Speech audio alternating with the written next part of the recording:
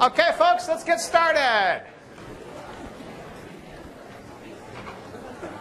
Happy day before the exam, or at least class before the exam. I have scheduled a review session. I just got it scheduled this morning, so I haven't put it on the class webpage yet. The review session will be not tonight, but tomorrow night. I tried to do it tonight, but I couldn't work it with my schedule. Tomorrow night at 5:30 in ALS 4001. Okay, so tomorrow night at 5:30 ALS 4001. I will videotape it. I will try to get it posted as quickly as possible, but as you've seen, it does take a little while to get those videos rendered, but I will do that. If you have questions, and I know a lot of you look at my schedule and you say, oh, wow, you're so busy, I can't come see you. You guys have priority. So if you have questions, come to my office, come see me, and I will be happy to make time for you and answer your questions. So if I can help you, please let me know. If you need a tutor, I've had a couple people look for tutors.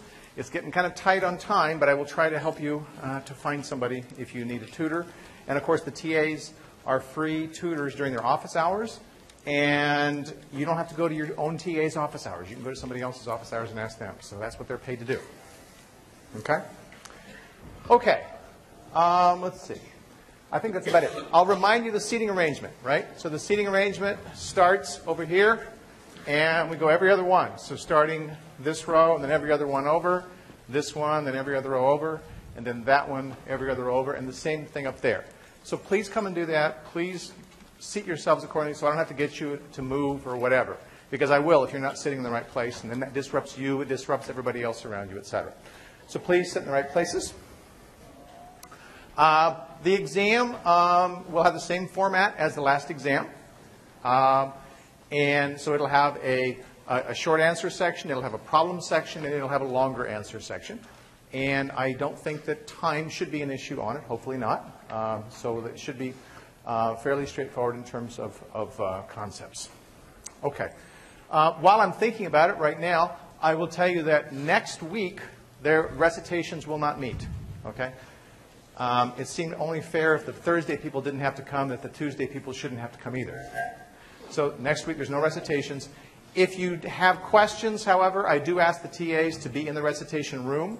So if you want to come and see them or ask questions about the exam or something like that, for example, they will be in the recitation room on Tuesday. Of course, they're not going to be there on Thursday. Okay, and yes, there will be recitations during Dead Week. So after this week, only one more round of recitations are required. Okay, last time I got started talking about glycolysis, and several of you are very concerned or puzzled that I stopped in the middle of glycolysis and where's the material going to end for the exam and so forth. And it's, as I said, it will end with what I talked about on Monday. All right? So the material I talked about on Monday is the last of the material for the exam. And yes, that's, I think I got through reaction 7 of glycolysis, and that's where the material is. So the rest of the material starting after that, which is actually starts today, will be on the final exam. Now, what I'm planning to do today is to finish up glycolysis, say some other considerations relative to glycolysis, because glycolysis in the bigger picture is important, and then I'm going to open it up to your questions. So we're actually going to have a little review session here because we've got plenty of time to do stuff, and if you don't have questions, then we'll just say that's that. But I suspect there'll be a few questions. Okay, clear as mud? Hopefully you guys won't have that very droopy look that you had last time as I was lecturing. I could just see you really didn't want to have that material on Monday on the exam, but that's life. All right. Well, let me remind you where I stopped last time. So last time I said that we had this high-energy intermediate, 1,3-bisphosphoglycerate, 1,3-BPG, that is very high energy. It transfers phosphate to ADP to make ATP, and it can only do that because 1,3-BPG has more energy than ATP itself does. So this reaction goes to the right, okay? And we make an ATP. Now remember that from everything from the triose phosphate isomerase reaction forwards, we have 2 molecules. So we have 2 molecules of 1,3-BPG, we have 2 molecules of ADP, and we make 2 molecules of 3-phosphoglycerate, excuse me, and 2 molecules of ATP. Okay? So at this point, we've broken even on ATP. Because we used 2 to start the process, we've made 2 at this point, and so we've broken even on ATP. We're going to see we're going to make 2 more in just a little bit. Okay.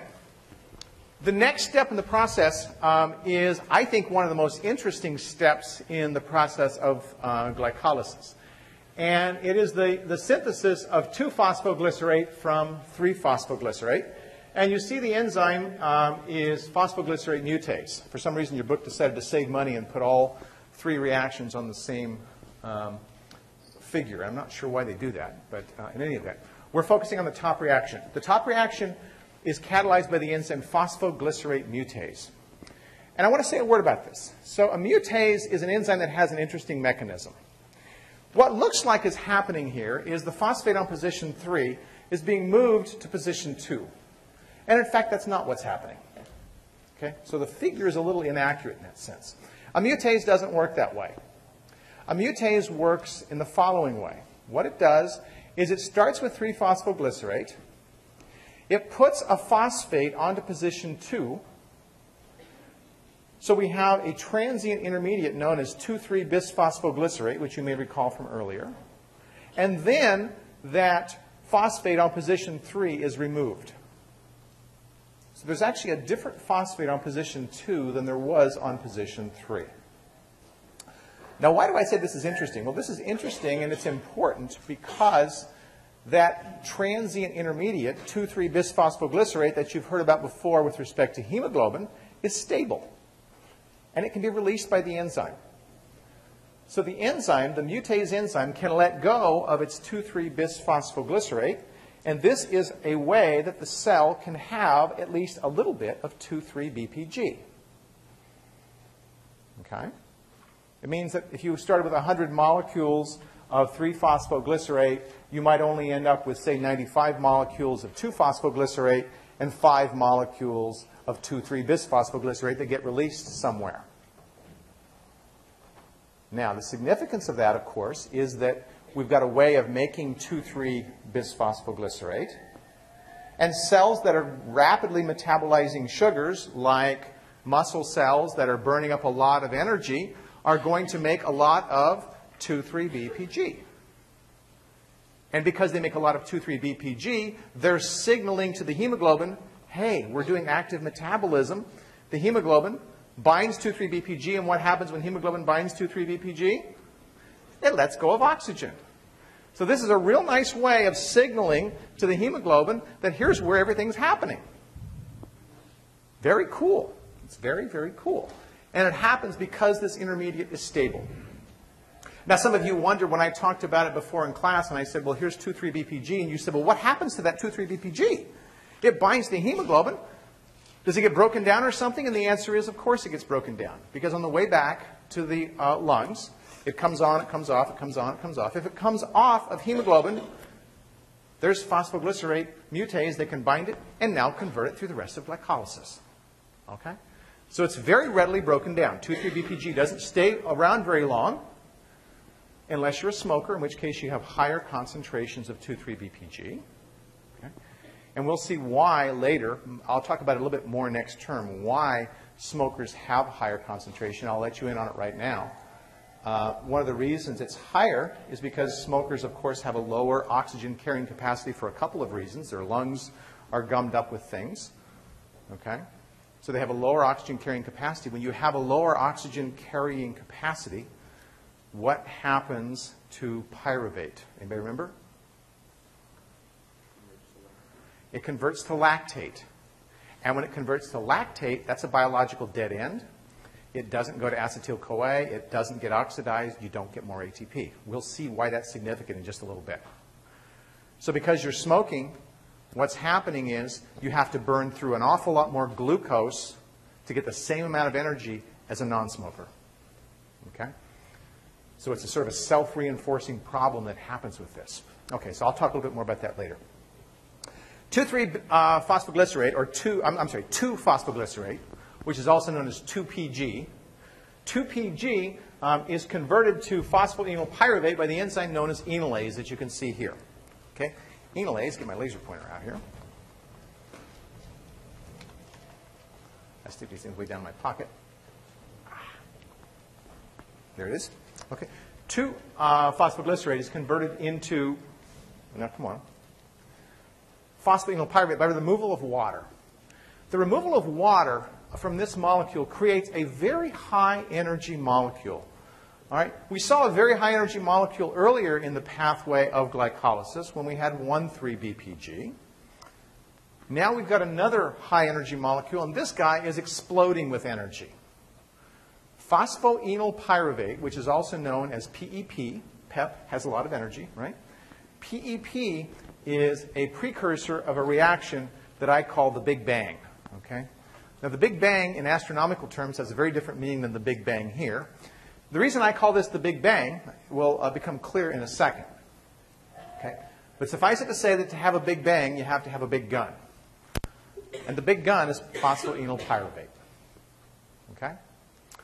What happens? Phosphoenol pyruvate, okay, in the next reaction catalyzed by the enzyme pyruvate kinase, transfers its phosphate to ADP to make ATP, and it makes pyruvate. And you say, well, so what? We've seen that before with 1,3-BPG.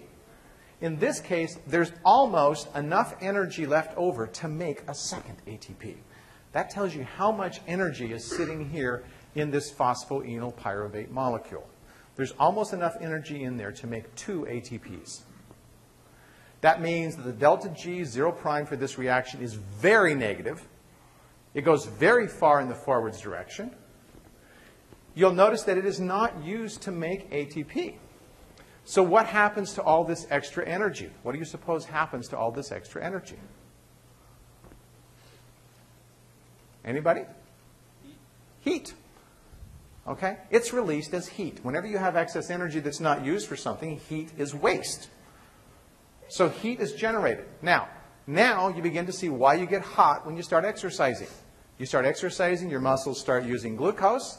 Your muscles start using glucose. The more glucose you use, the more 2,3-BPG you create. The more times you run this reaction, and the more times you run this reaction, the more heat you generate. That's why you get hot. Okay? Yes, sir?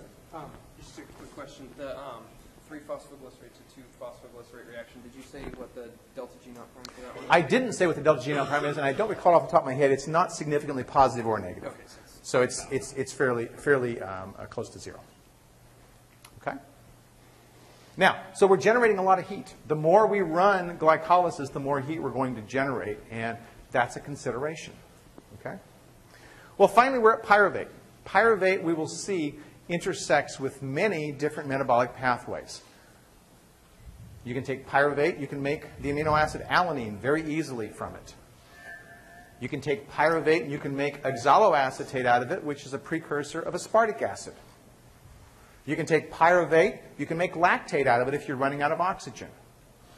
You can take pyruvate, you can make acetyl-CoA out of it if you have plenty of oxygen. So pyruvate's got a lot of possible different fates, and I'm going to say a few words about those fates in a second. Any questions about this before I move on? Yes, Megan. Well, when you talk about 2,3-BPG, we're not necessarily recognizing where that... Okay. So if we have an intermediate, there's an intermediate, if we think of this going up here and down here, the intermediate is 2,3-BPG. So what happens is the enzyme puts a phosphate on there and makes the intermediate of 2,3-BPG. Then the enzyme takes the phosphate off of position 3 and leaves you with position 2. So the intermediate has both phosphates. Okay? The intermediate has both phosphates. And as a consequence, that intermediate being stable can be released by the enzyme, and when it is, then it's signaling, hey, there's a lot of stuff going on here. Make sense? Yes? What's the G0' for the 3-phosphoglycerate to the 2-phosphoglycerate? Good question. And again, it's not, as I recall, extraordinarily negative. Okay, so it's not an unreasonable reaction to go forwards. What's that? The question was, what's the delta G0' for this reaction? And as I said, it's not either extraordinarily negative or positive. It's relatively close to 0. Okay. Okay, so that's the 10 steps of glycolysis. Now, as I said, everything I talk about today will be on the final exam. Reaction 7, which was the last thing of last time that I started with today, will be on the exam tomorrow, or exam on Friday. Okay? But everything here is going to be on the final exam. Okay, so some cool things. Understanding now how pyruvate is metabolized gives us our first indication of interaction of different metabolic pathways with each other. We start seeing that those highways that we saw in the roadmap start converging or start branching out from certain points. And one of those junctions that we see that goes many different directions is pyruvate. Okay? If we do that, oh, blah, I'm sure you want to memorize all that, don't you? Where was I at? Pyruvate. If we look at pyruvate, what we see is this. Okay? Pyruvate, as I referred to earlier, can go several different directions. Pyruvate in all cells that are aerobic, that have oxygen, will go to the right. This is the most energetically favorable direction for them to go, is to the right, because if it can be made into acetyl-CoA, acetyl-CoA can be oxidized in the citric acid cycle that we'll talk about next term. And if we started with glucose and we counted all the ATPs through here and all the way through here, that is, if we started with glucose and we went all the way down to carbon dioxide, which is what happens in the citric acid cycle, if we count the total number of ATPs for one glucose, we get 38 ATPs. And different books count them in different ways, but approximately 38 ATPs. That's a lot of ATP for one glucose molecule. What happens if we run out of oxygen? When we run out of oxygen, we have to convert pyruvate to lactate, and lactate, as you can see, is a dead end. We convert pyruvate to lactate because we have to convert NADH back to NAD. I'll explain why that's the case in a bit. Remember, we made NADH earlier in glycolysis. We have to use that up here because we're running out of oxygen. If we go to lactate, the grand sum of ATPs that we make is 2. 2. Now, that's a heck of a lot less ATP per glucose molecule. Now you start to see why the smoker who is lacking oxygen has to burn more sugar to get ATP. Because if they start running out of oxygen, what's going to happen is they've got to do this to lactate. Ouch. You've got to burn a lot more sugar, a lot more sugar, a lot more 2,3-VPG, a lot more 2,3-VPG, a lot more, and you compound the problem. You get less oxygen. It's a snowballing problem. It's a real snowballing problem. Okay? Now I'm going to come back and talk about the NADH balance in just a minute. But the last thing I want to say is this process in the middle happens in us. It happens in animals. It does not happen in bacteria and yeast. They don't do it this way. They get rid of their excess NADH by going through this pathway on the left. And of course, this is how we make beer and wine. These guys take pyruvate, which is a 3-carbon molecule. They chop off a CO2, just like over here, but instead of making acetyl-CoA, they make acetaldehyde. They only do this pathway on the left when they're out of oxygen. So if you've brewed your own beer, you know at first it starts doing its thing. You cap it so that it's not getting extra oxygen from the outside. Those cells run out of oxygen. They start doing exclusively this pathway. They take acetaldehyde and they convert it to ethanol using this enzyme, NADH going to NAD. This enzyme right here, okay, this enzyme right here is called alcohol dehydrogenase. It's identical in function to the enzyme that you have in your liver called alcohol dehydrogenase, ADH. It's the same thing. So why do you have to spend all this money on beer? Right? You've got the enzyme. Why can't you do this? Well, you can't do this because you don't have the enzyme that takes pyruvate to acetaldehyde.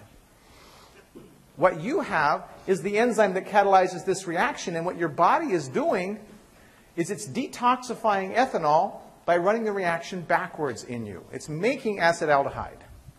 And if you're wondering why you get a hangover on Friday mornings, it's not just my class. It's this enzyme. It's the fact that you're making acetaldehyde. Acetaldehyde accumulation gives you a hangover. Okay? Now, a lot of you bright ones are going to say, well, maybe if we can make the reaction go this way, you accomplish 2 purposes. You lose the hangover, right? Okay? You lose the hangover, and you just cheapened your beer budget. You're not breaking down all that ethanol. There's probably $1 million in there somewhere.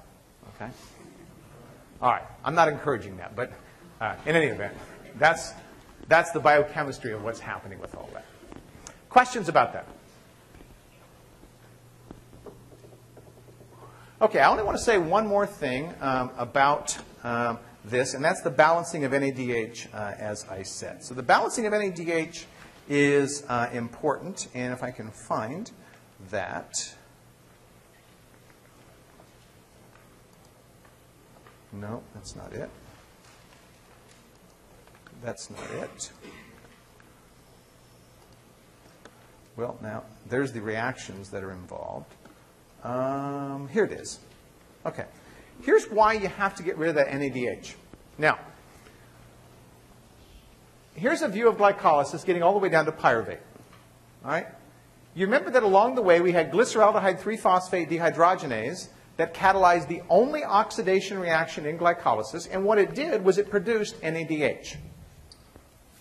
NADH is a problem for cells. Cells have a balance of NADH and NAD. You make one into the other. You can make NADH back into NAD. You can make NAD back into NADH as long as you have an oxidation or reduction reaction that goes with it. Okay? When NADH accumulates, the cell starts running out of NAD. When the cell starts running out of NAD, what do you suppose is going to happen to this reaction that requires NAD? It's not going to go. So if you start running out of NAD, you're going to stop glycolysis in its tracks. That's not very good if you're jogging and you need the energy from glycolysis, because if you stop this reaction, you're not going to have any energy at all. You want to keep this reaction going, especially when you're exerting very heavily, because that's when you need the most ATP. Well, how do we normally get rid of NADH and make it back into NAD?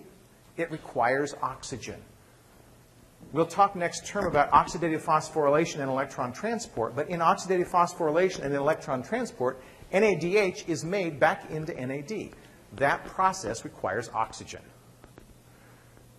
So what it means is if we start running out of oxygen, if we don't do something else, NADH concentration is going to go high, NAD concentration is going to go low. To keep the cell alive, the cell says we've got to do something about this NADH. We've got to convert this NADH back to NAD, so it starts looking around for a reaction to do it. If you're a bacteria or yeast cell, here it is. This reaction takes NADH back to NAD, and now you can keep glycolysis going. In our cells, we're converting pyruvate back to lactate, but the result is the same. We're making NAD. So fermentation, okay, these processes are fermentation. Fermentation regenerates NAD. It's not the most efficient. It's not the most efficient at all, because what it's doing is it's causing us to convert pyruvate into something that we can't really use. But it's keeping glycolysis going so that we're getting, every time we burn a sugar, we're getting 2 ATPs instead of stopping the process altogether and getting 0 ATPs. Did you have a question? Yeah. So you mentioned how many ATP you get out of the converting back to lactate and the acetyl-CoA and further oxidation. What do you get out of fermentation? So that's what I said. Out of fermentation, it's the same thing. So either lactate or ethanol. Oh, so it's also you're only going to get 2 ATPs per glucose. Thank you. Yes. Okay. So his question was, what happens? I said with lactate you get 2. What happens when you get ethanol? The answer is the same. You get 2 ATPs per glucose, or at least the bacterial cell does, or yeast cell. Okay. So that means that, here's the question I like to ask all the people thinking about exercise. Okay. I like to exercise. I like to exercise. I like to lose weight. Here's a good exam question that I'll wager most of you would get wrong. Okay? Now I got your attention, right? He's talking about exam questions now, right? Okay? What's the best way to lose weight? Go aerobic or go anaerobic? Aerobic? Anaerobic? Some people said there must be a trick question, so I'm going anaerobic, right? Okay? If you go aerobic, what happens is you get 38 ATPs per glucose you make, or glucose you burn, right? you're making a lot of ATP that you can use, you don't have to burn as much glucose. If you go anaerobic, you only get 2, you have to burn a lot more glucose. So when you think that you're going aerobic, I'm going out, I'm being aerobic, et cetera, I'm going to burn up all this energy, what you're really doing, folks, is you're going anaerobic. Okay? You're really going anaerobic. And that's why exercise helps you to lose weight, is your ability to go anaerobic and get fewer ATPs per glucose. But I'm breathing more heavily. Yes, your body is trying to make up that deficit. Okay? But if you really want to lose weight, the best way you're going to do it is by going anaerobic and exerting even more. When you're breathing heavily, the sign is that the body doesn't have enough oxygen. And in fact, you are going anaerobic to some extent at that point. Make sense? Clear as mud? No? Does that mean it's clearer than mud, or is it worse? It's clearer than mud. Okay. All right. So I think that's a good place to stop, except for a song, if you guys would like a song. And then we'll do a review.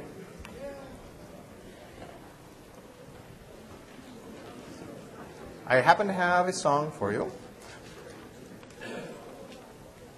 This is a song from the musical The Sound of Music, to the tune of a few of my favorite things. Da da da da da da da da da da. Okay.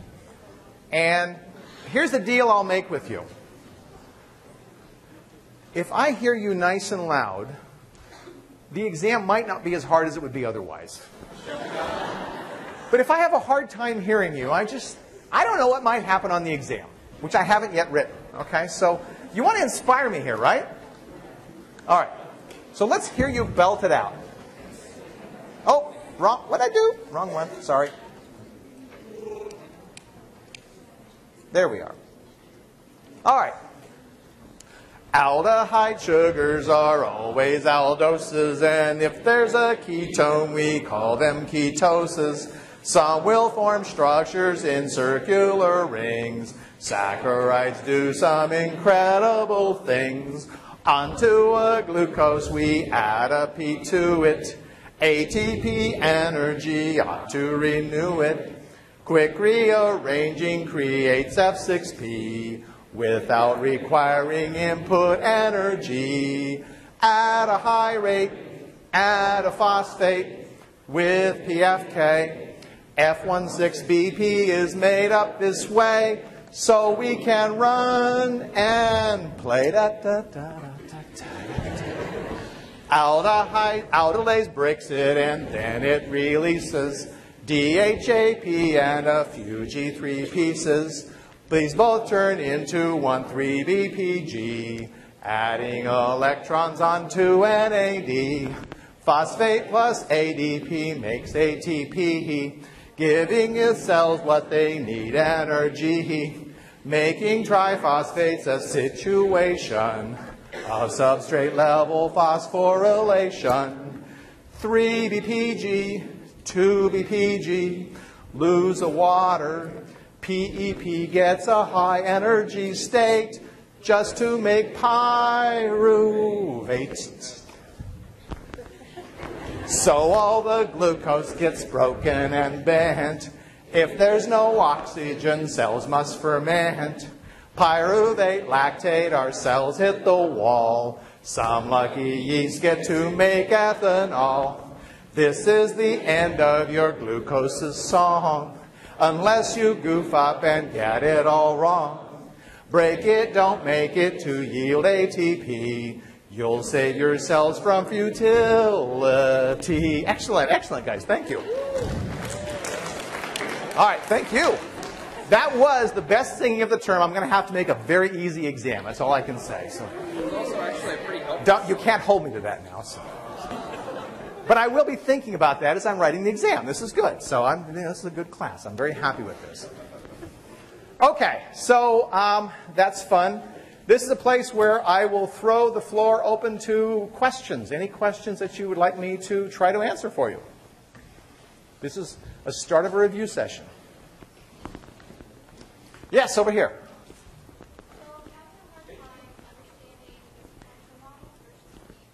Oh, okay.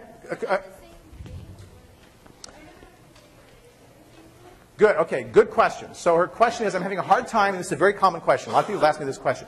understanding the difference between the sequential model and the concerted model. Are they doing the same thing? Are they doing the same thing?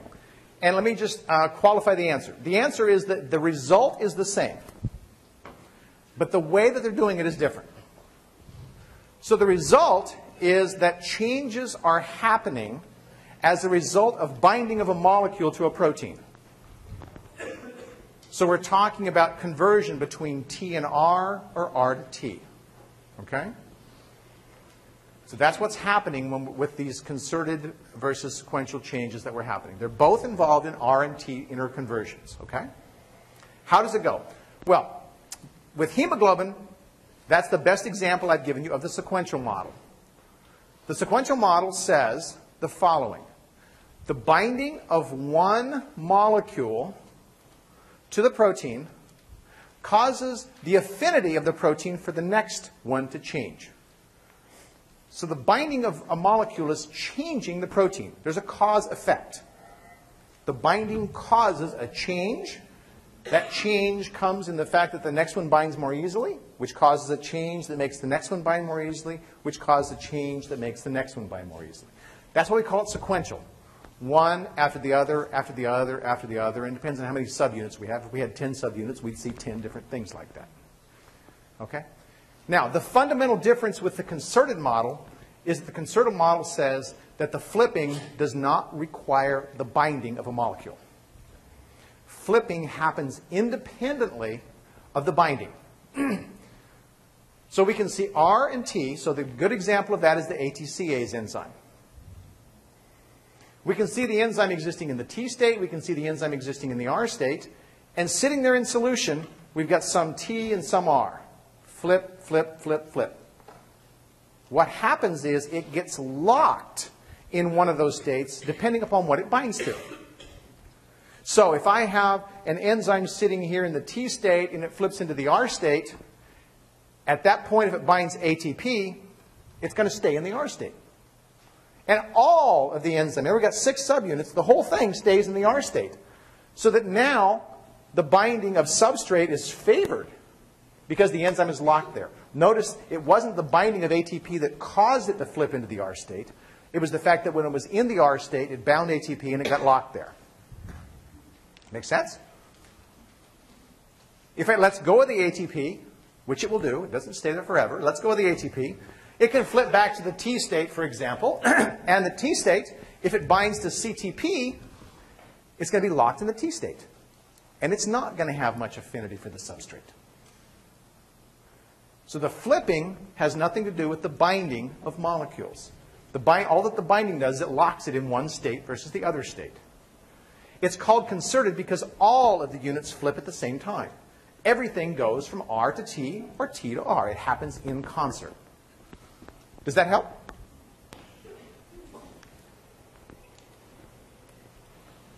Yes? So talking about ATCase, and when it binds Paula, Yeah. it's locked in R state, but it won't have higher affinity. Okay. So her question is when the ATCase binds to Paula, basically what happens? She says that it won't have more affinity, and the answer is no. That's not true. Okay? Remember that when the ATCase enzyme binds Paula, it locks the enzyme in the R state. You say, well, how is it an inhibitor of the enzyme then?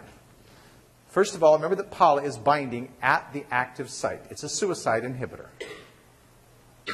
If I have plenty of Paula, all of the binding sites of all of the enzymes are going to bind to Paula, and the enzyme is not going to be able to do a thing, and the enzyme is dead in the water. That's why it's an inhibitor. If I have a very tiny amount of Paula, some enzymes may only get 1 unit of Paula, and they've locked the enzyme in the R state. The other 5 subunits can bind normal substrate. That enzyme is going to be active. So Paula is only going to be effective if I have enough Paula to knock out all of the binding sites of all of the enzymes. Yes, sir? So when ATCase binds Paula to the catalytic subunit, it locks it in the R state. It does. That's also true of regular substrate, right? So his question is, sorry, his question wasn't a cough. His question is, Paula locks it in the R state, and then Paula's binding to the active site. Do other substrates do that? And the answer is yes, certainly. There's only one, and the one is aspartate. So that's why I showed you that aspartate can activate the enzyme, and it's doing it by exactly the same mechanism. It's binding there, and now it's locking the enzyme in that R state, okay, until it's released or acted on in some way. So yes, the same thing can happen with a regular substrate as well. The difference being the regular substrate is not a suicide inhibitor. It gets converted and released. Right? Yes? Right. The EGF and HER? Okay, so this question was, what's the difference between the EGF and HER receptors? If you recall, the EGF receptor becomes activated upon dimerization, and the dimerization happens when it binds to EGF, the EGF protein itself. So the receptor dimerizes when it binds to the EGF protein.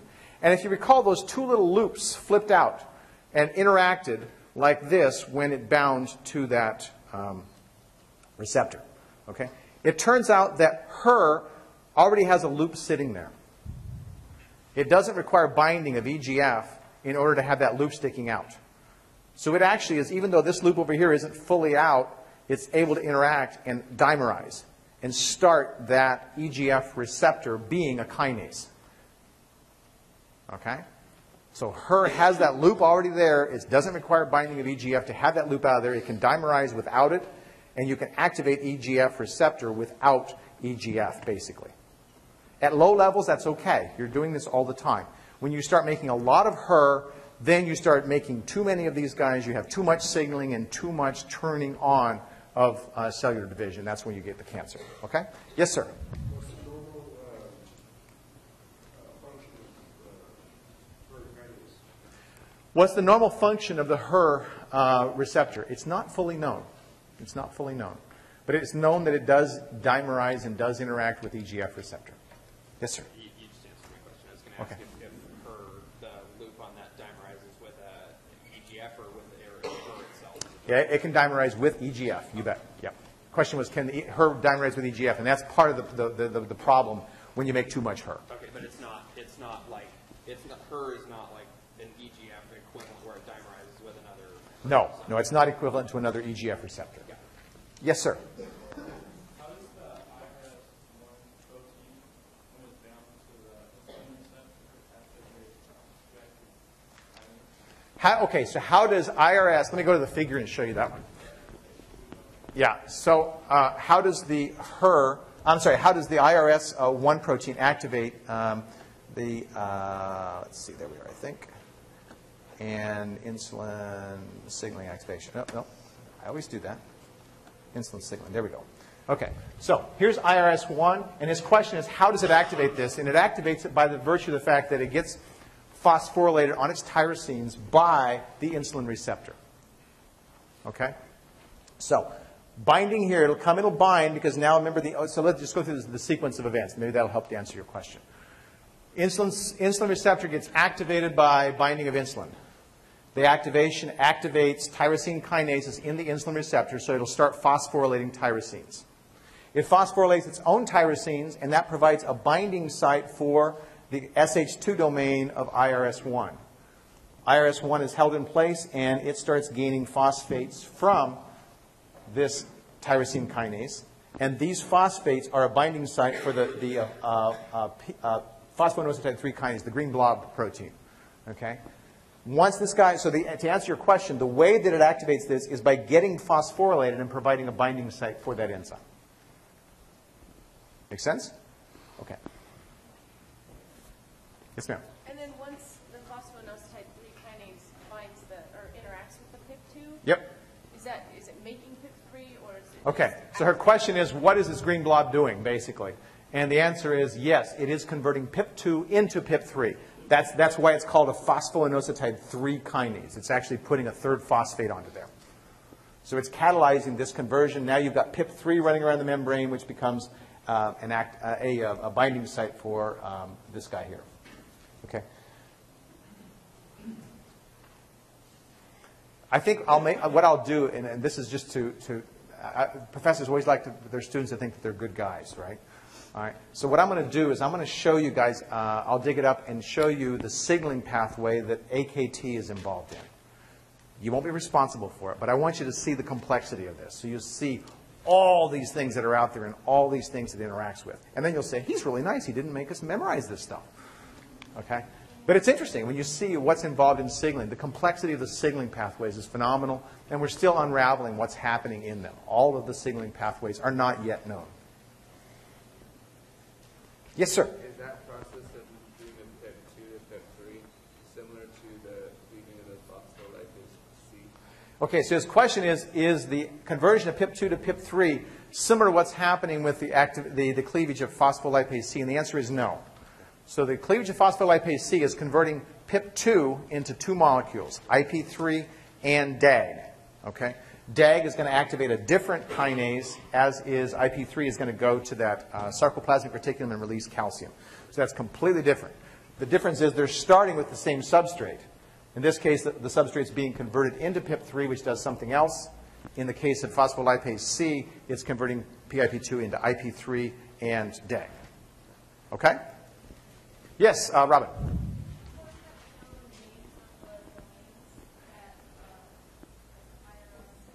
Okay.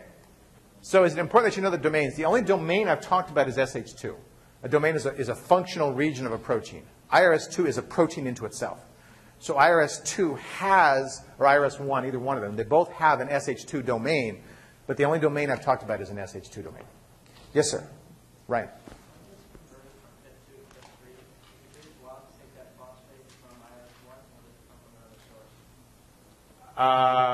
You're saying what's the source of the phosphate for making PIP3? Yeah. Okay. So no. And his question, oh, I see what you're saying. Does the phosphate come from here and get transferred to there? No. This is a kinase, meaning it's actually using ATP, the phosphate from ATP and the energy of ATP to do that. Good question. Other questions? Oh, okay. Jessica. Something else. Yeah. In regards to glycolysis, with the fourth reaction, Glycolysis. yeah, could you go over the pushing and pulling? Okay, so she wants me to go over the pushing and pulling in glycolysis, and I'll be happy to do that. So let's look at that fourth reaction, glycolysis, catalyzed by the enzyme known as aldolase. And this was the reaction of glycolysis. Yes, if you need to leave, feel free. This is all optional. So this is the reaction of glycolysis that I said had a very high positive delta G0 prime.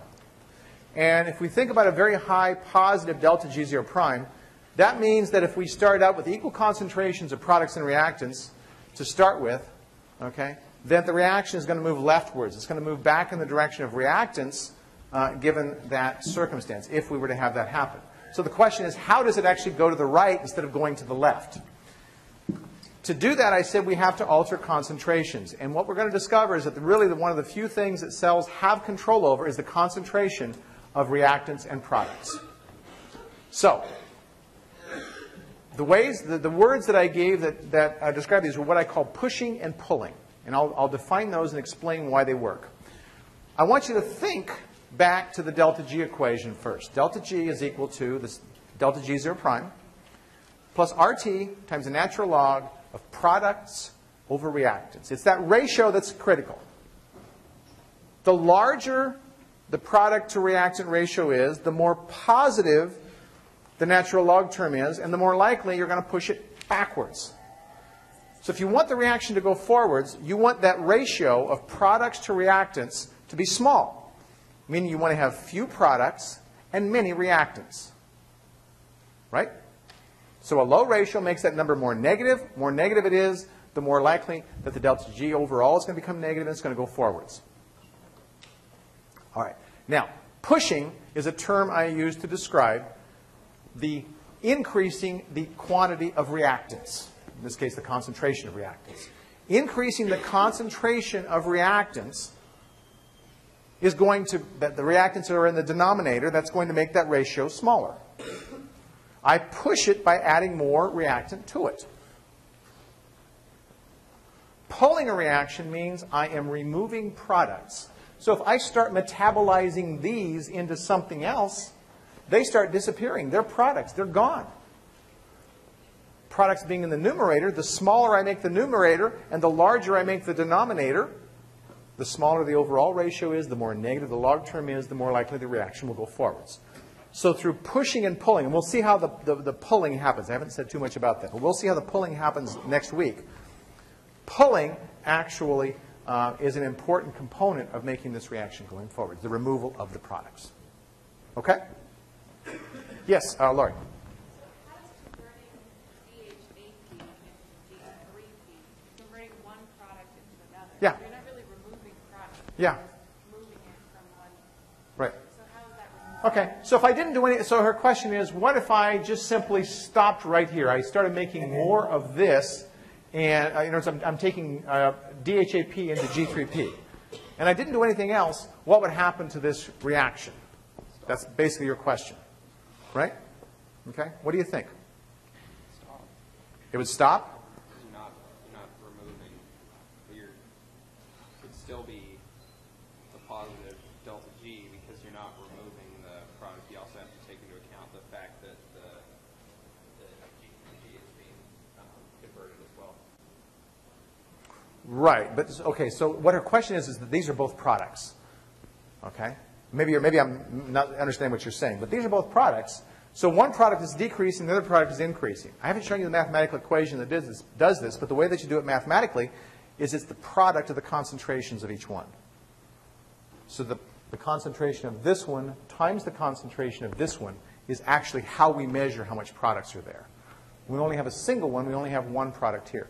So as the product of the concentrations of these change, that's what will actually determine the numerical value. All right? If we start out with 0.5 molar and 0.5 molar, multiply 0.5 times 0.5, we get 0.25, right? If we convert half of that, so we have 0.25 and 0.75, okay? If we multiply those two together, we don't get 0.25, right? Okay? So it's going to change mathematically as the concentrations of those change. That will influence the value of that ratio, positively or negatively. Okay? Okay. Somebody wants to come see this class. This must be a valuable review session. Other questions? Yes?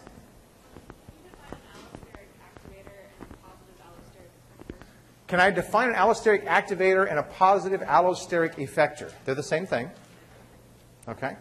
So a positive allosteric effector or an allosteric activator would be a small molecule that binds to a protein and enhances that protein's activity. Okay? So if an example would be ATP is a positive allosteric effector or an allosteric activator of ATCase. Same, the two terms are interchangeable. Question? Yeah. In the mechanism for chemotrypsin, Yes.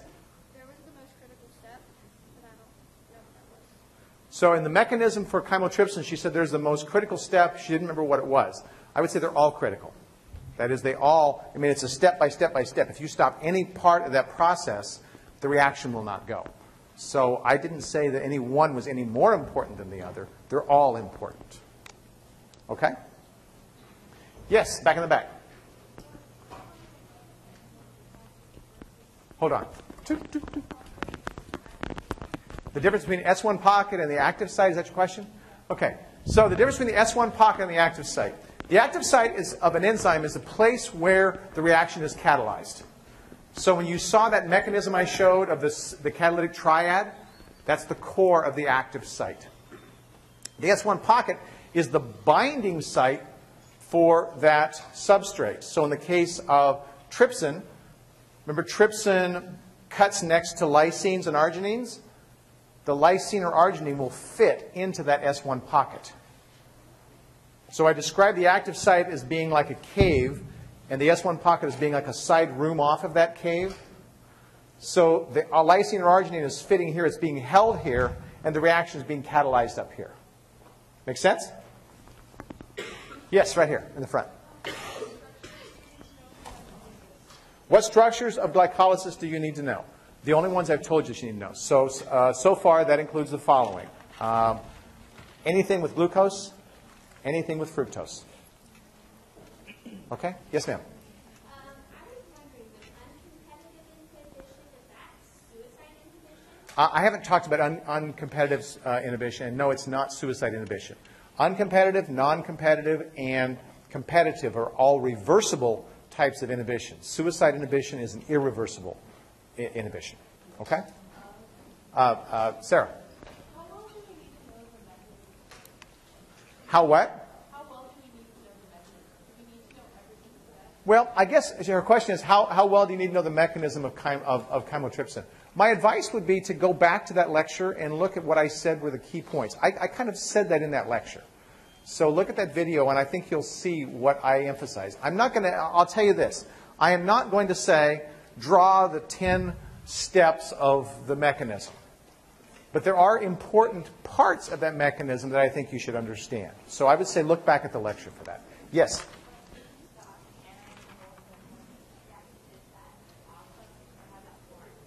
Okay, so the oxyanion hole in chymotrypsin, how is that formed? Is that what you said?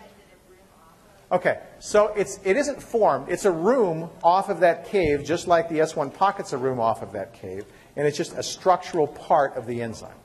It's a place where that unstable structure is stabilized so that it can fall apart instead of reacting with the enzyme. Okay? Yes, Laurie? Suicide inhibitor always bind the active site? Yes. Okay, I think we're out of time. Let's get out of their way. See you guys. I'll post the review session information online.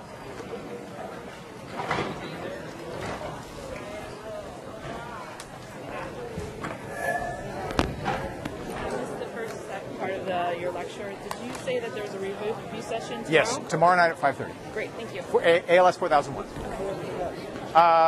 What do you not know? Nothing. That's what will be on the test. How you doing?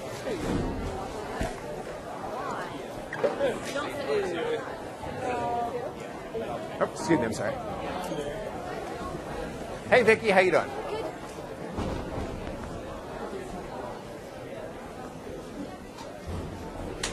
Do it, let me know.